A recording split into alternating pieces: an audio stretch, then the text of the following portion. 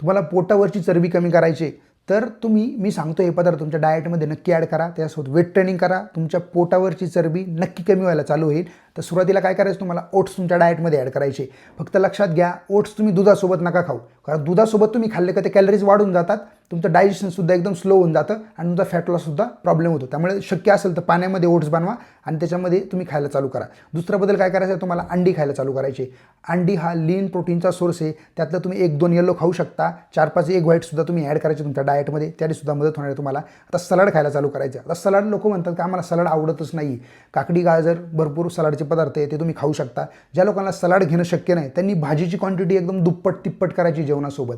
तुमच्या जेवणामध्ये भाकरीला इंट्रोड्यूस करायचं आहे, चपातीला आउट करून टाकायचं आहे, भरपूर भाकरी खायला चालू करा, त्याने सुद्धा तुम्हाला खूप मदत होणार आहे। याच्यानंतर तुम्हाला दही आणि ताक तुमच्या जेवणामध्ये ॲड करायचं आहे। दही ताक ॲड केल्याच्यानंतर तुमचं डायजेशन एकदम मस्त होतं आणि फॅटला सुद्धा तुम्हाला जास्त मदत होते। आता गेम चेंजिंग पार्ट म्हणजे ब्लॅक कॉफी। आता भरपूर वेळेस मी डाएटमध्ये ब्लॅक कॉफी काय म्हणत असतो, कारण त्याचे फायदे पण तेवढेच आहेत। त्यामुळे तुम्ही ब्लॅक कॉफी नक्की तुमच्या डाएटमध्ये ॲड करा।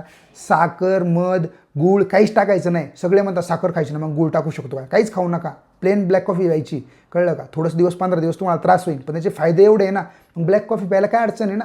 त्यामुळे नक्की ब्लॅक कॉफी तुमच्या डाएटमध्ये तुम्ही ॲड करा। हे सगळे पदार्थ ॲड केले, याच्यासोबत वर्कआउटची जोड दिली, तुमचं फॅट लॉस एकदम दुप्पट नाही तिप्पट वेगाने होणार आहे। तेवढे बदल नक्की करा।